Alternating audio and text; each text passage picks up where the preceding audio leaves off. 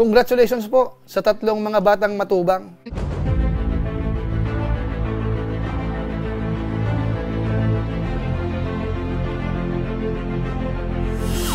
Ayun, shoutout guys. Muli, welcome to my YouTube channel.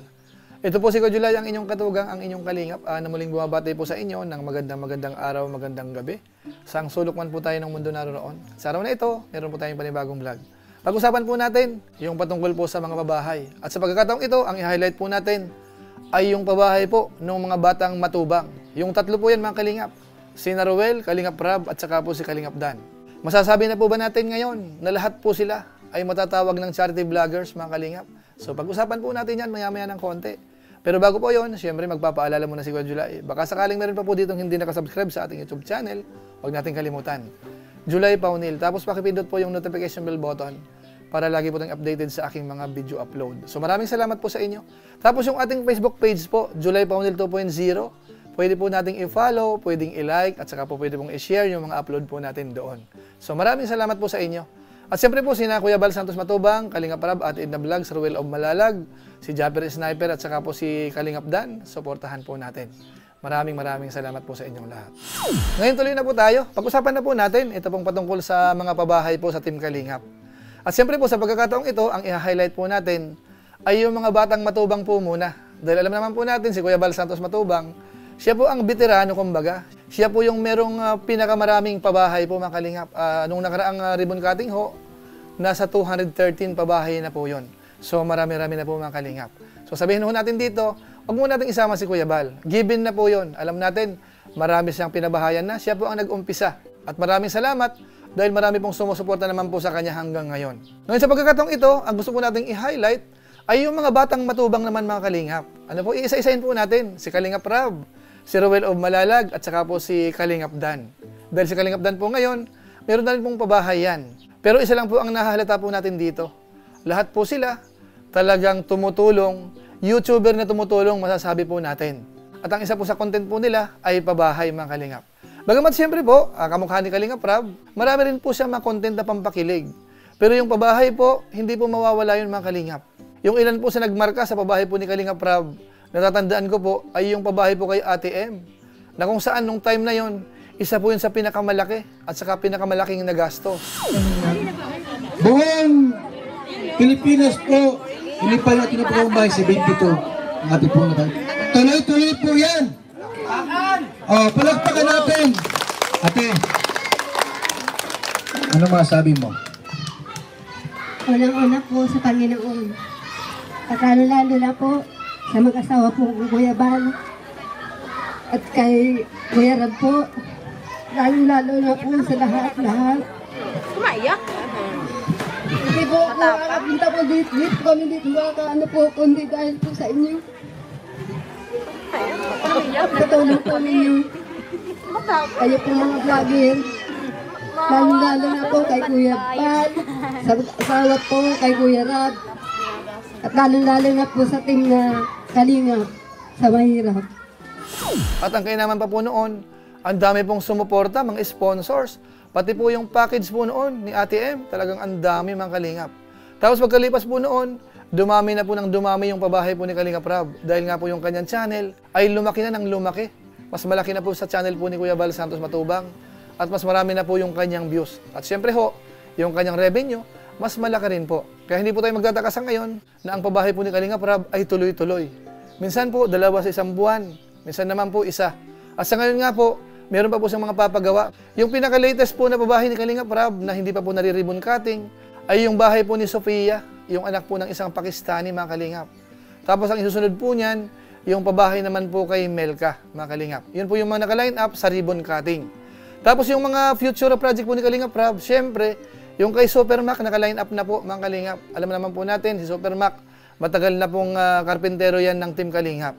Kaya marapat lamang po na siya po ay pagawan din po ng bahay. Kung paano po pinagawan yung kanyang kapatid, si Super Andoy, dapat lamang po na si Super Mac mapagawan din mga kalingap. So yan po yung patungkol po sa pabahay ni Kalingap Rab mga kalingap. Bagamat alam natin, hindi lang naman po pabahay ang ginagawa po ni Kalingap Rab. Meron po siya mga scholars sa mga Kalingap Angels. Tapos yung ibang mga na-vlog niya na nangangailangan po ng tulong, sinusuportahan niya po. So marami pong ginagawa rin po si Kalingap Rab sa kanyang YouTube channel. Ano po? So isunod po natin si Ruel of Malalag mga kalingap. Siguro naman po, alam natin si Ruel of Malalag, hindi pa po yan nagba-viral, hindi pa po dumadami yung kanyang followers, yung kanyang subscribers, yung kanyang supporters, yung kanyang views ay maliit pa lang, yung kanyang pabahay sa Malalag ay marami na rin po. Bagamat siyempre po, yung ilan po doon ay mga light materials. Pero masasabi po natin, malaking tulong po yon sa mga mahihirap mga kalingap. At siyempre ho, pasalamat tayo dahil si Ruel ho, may mga sponsor. Kahit pumalit yung kanyang views, na iraraos ho yung pabahay mga kalingap. So yan po si Ruel of Malalag. Tapos sa ngayon nga po, napunta po siya sa Daet. So nabigyan po siya ng magandang break mga kalingap. Nag-trending po yung kanyang channel. Tapos nandyan po si Rachel, nakatulong din po yung kanilang love team. Hanggang ngayon, nagkaroon na po ng community. At marami na po ang sumusuporta po sa kanila. At masasabi po natin, successful na po yung kanyang YouTube channel. At hindi lang po yung channel niya, pati po yung mga pagcha-charity niya, masasabi natin na okay na rin po. Dahil yung kanyang pabahay ay marami na rin. Ang alam ko po, yung pinaka-latest na pabahay ni Ruel of Malalag na hindi pa po nare-ribbon cutting, ay yung kay Nanay Lilia. Pang 12 po yata yun kung hindi ako nagkakamali. At yung kay Erica ho, katatapos lang pong i-ribbon cutting mga kalingap. Ilang days pa lang po ang nakakaraan. At napanood po natin yon doon po sa channel po ni Kuya Bal Santos Matubang. As 213th Housing Project Beneficiary, Housing Chairman Bal Santos Matubang, Project Manager Ruel of Malalag, and date March 4, 2024. And merong nakasulat dito na mga kalingap may nakasulat po dito sa certificate na ito. This house cannot be sold, abandoned, and must be kept clean. Otherwise, it will be given away. So ayun po Ate Erica, Kuya, no? Sa inyo po ito, bahay na ito. Pahalagahan niyo po ito, no? Tulad po ng pagmamahal niyo po sa bawat isa, di ba? Siyempre, yun po, panatilihin niyo pong malinis, di ba? Kasi sa inyo naman po yan. No? Kaya congratulations po everyone, and ayun, palagpakan po natin mga kalingap. Bagamat siyempre, nag-upload din po si Ruel of Malalag sa kanyang channel. Kaya masasabi po natin, marami na rin pong napabahayan po si Ruel of Malalag mga kalingap. Ngayon, punta na po tayo sa pangatlo. Itong pangatlong matubang mga kalingap, si Kalingap Dan. Bagamat siyempre ho, alam naman po natin, yung content po ni Kalingap Dan dati, hindi naman po talaga pang charity mga kalingap. Karamihan po doon, pampagood vibes, meron siyang mga interview, at magaling po siyang mag-interview mga kalingap. Kaso nga lang po, itong mga huling linggo, mga huling buwan, napansin po natin, meron na po siyang mga tinutulungan din, at meron na rin po siyang pabahay. At ang isa po dyan, ay yung pabahay po sa isang karpentero, si Super JR mga kalingap. Karpentero din po yan ng Team Kalingap, pinabahayan po yan ni Kalingap Dan. Ayan, nagpipintura na po sila. Ay, ang ganda. Yan na yung base color. Siya po tapos sa baba po niya yung gray po. Sa baseboard po niya, gray. Ito na po yung Ito na pala. Pintura na sila.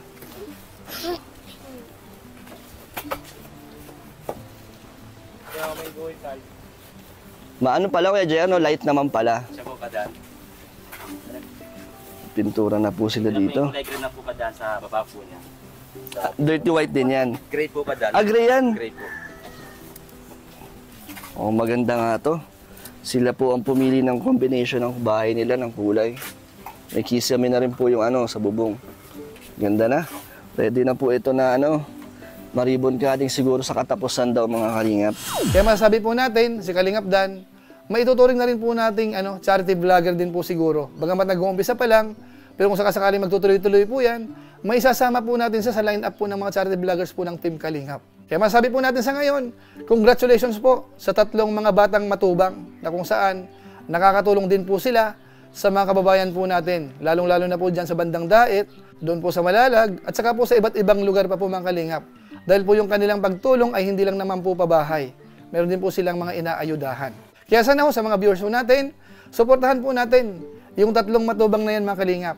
Kalingap Rab, Ruel of Malalag, at saka po Kalingap Dan. So maraming salamat po sa inyo.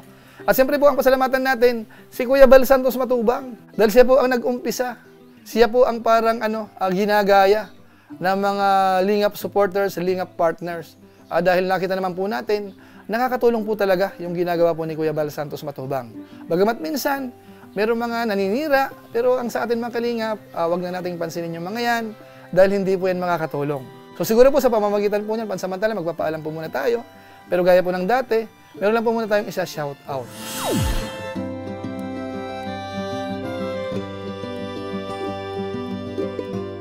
Tapos maraming salamat din po sa aking mga kasaman sa COOS, Kalingap, OFW Organic Sponsors, sa inyo pong patuloy na pagsuporta po sa mga pabahay program ni Kuya Bal Santos Matubang at saka po ni Kalingap Rab.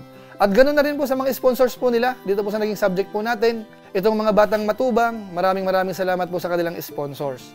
At siyempre po sa mga supporters si Kuya July, pasalamatan po natin yung lagi pong nanonood sa ating YouTube channel, sa ating live stream minsan, tapos sa ating Facebook page, July Paunel 2.0. Maraming salamat po sa inyo. Lalong-lalo na po yung mga hindi po nag-i-skip ng ads. Maraming salamat po. So muli, ito po si Kuya July, ang inyong katugang, ang inyong kalingap na pansamantalang nagpapaalam po muna. Kita-kita na lang tayo sa mga susunod ko pang vlog. Maraming salamat sa inyong walang samang pagsuporta po sa ating YouTube channel. Pagpalain nawa kayo ng Diyos, mabuhay tayong lahat. God bless po. Bye-bye!